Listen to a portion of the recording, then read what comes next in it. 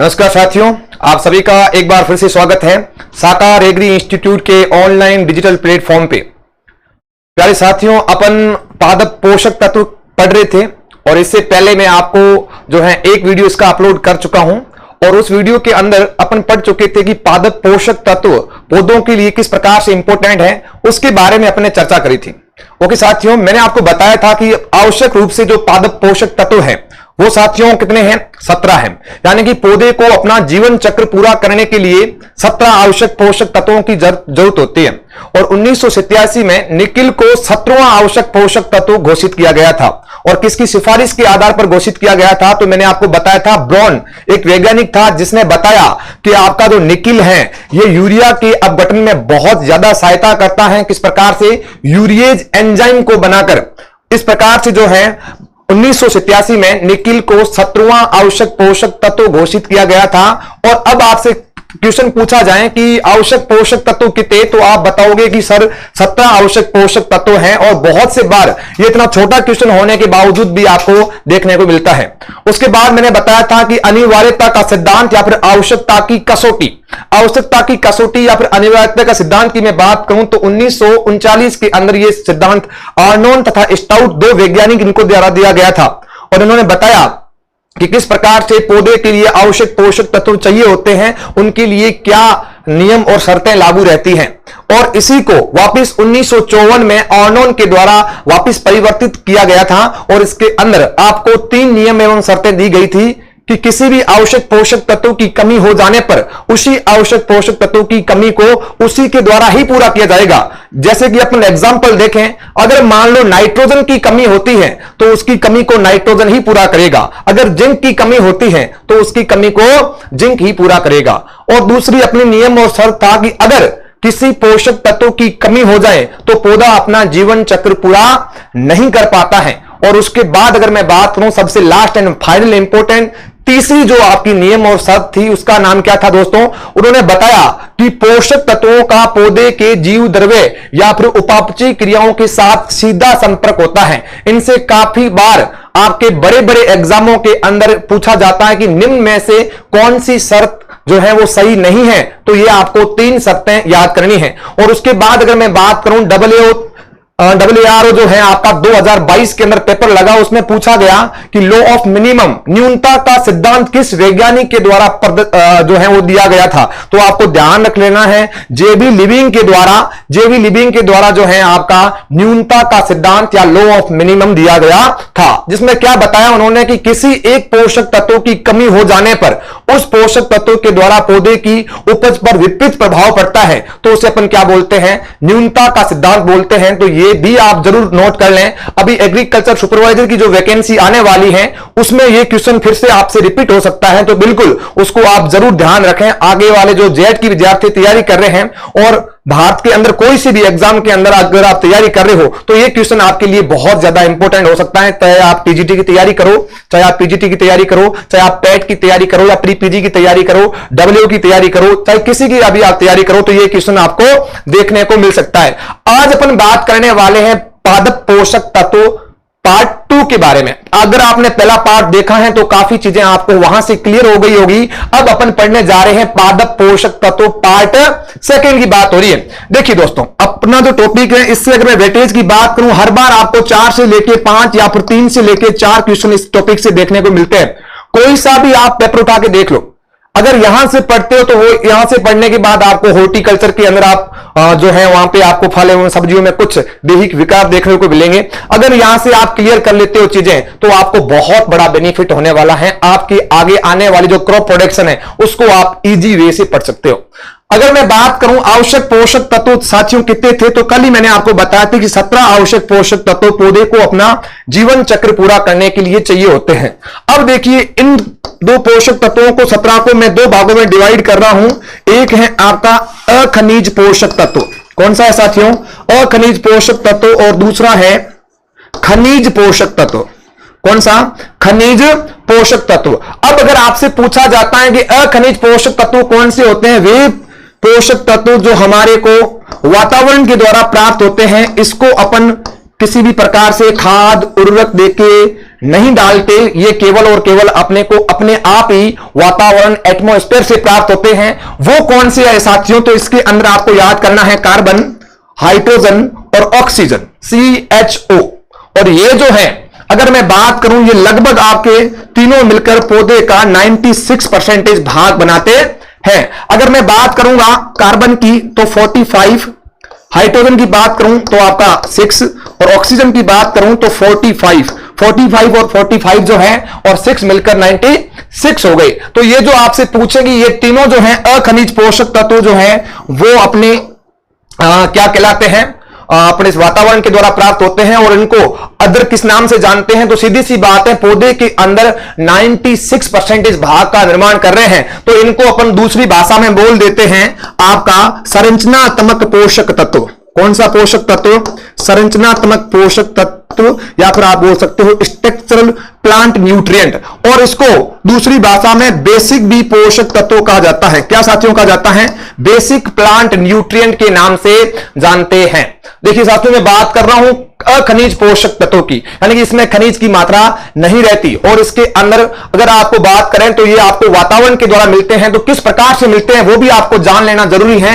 आपने एक नाम सुना होगा प्रकाश संश्लेषण का। किसका दोस्तों नाम सुना होगा? प्रकाश संश्लेषण का नाम सुना होगा कि प्रकाश संश्लेषण की प्रक्रिया जो है वो क्या होती है।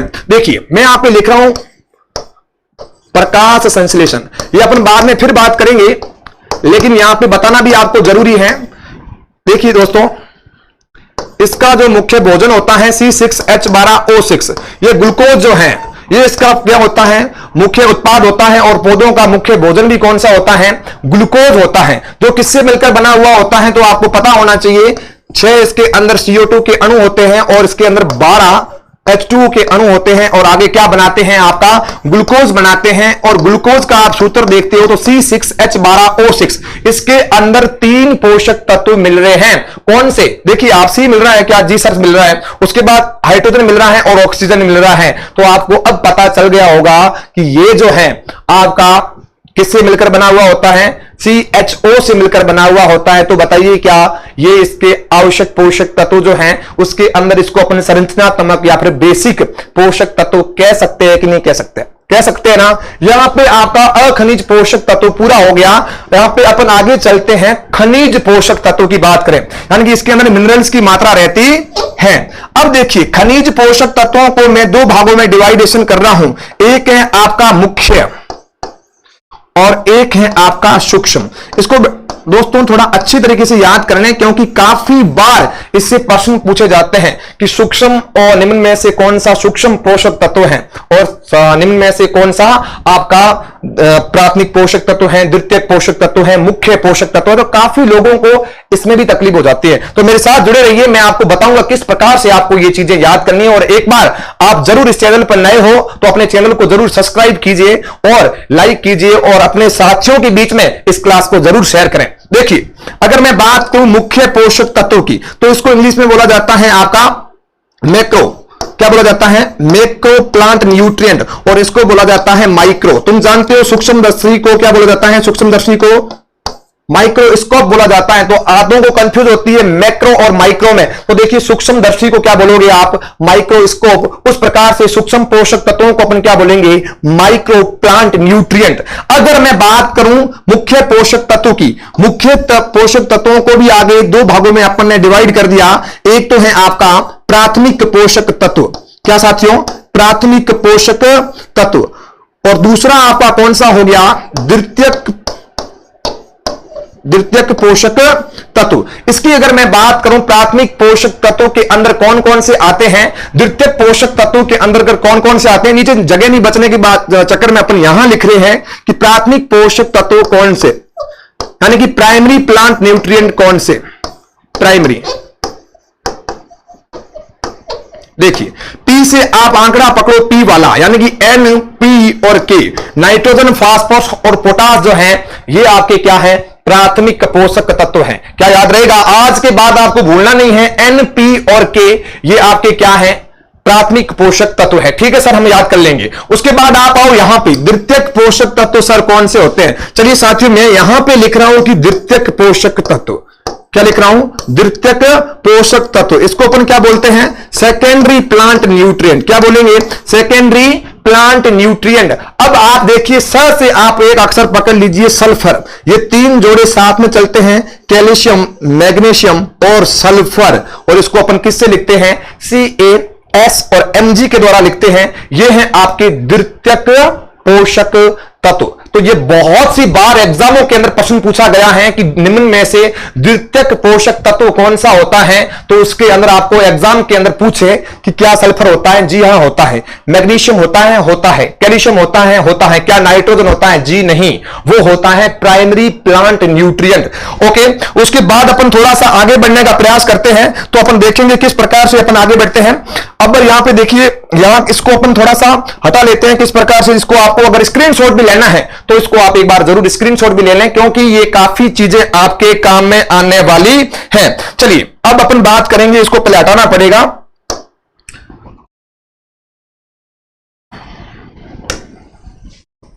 ये जो प्रक्रिया आपने पूरी देखी, इसको अपन जो है एक बार के लिए हटा देते हैं, और उसके बाद अपन आगे बढ़ते हैं कि द्वितीयक पोषक तत्व हमने पढ़ तो लिए हैं, लेकिन आप ये अभी आपको ये नहीं पता कि सूक्ष्म पोषक तत्व कौन कौन से होते हैं। चलिए कोई बात नहीं, उसको रहने दो। अब देखिए मैं यहां पे लिख रहा हूं सूक्ष्म पोषक तत्व।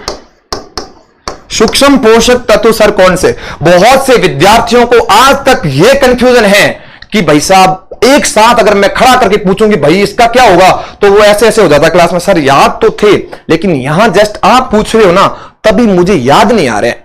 आज इसका तोड़ होगा। आज के बाद आपसे मैं क्या कोई भी अगर क्वेश्चन पूछें कि सूक्ष्म पोषक तत्व कौन सा, तो आप तुरंत कहिए इसका ये होगा। बिल्कुल एक आपको ट्रिक के साथ में बता देती है साथियों। देखिए मैं आपको बता रहा हूं कि अपने राजस्थान के अंदर CM साहब अशोक गहलोत FZ गाड़ी लेके, कौन सी गाड़ी लेके, FZ गाड़ी लेके अपने उदयपुर के अंदर महाराणा भूपाल, जिसे अपन कहते हैं BN यूनिवर्सिटी, उसके अंदर क्या है साथियों, घूम रहे।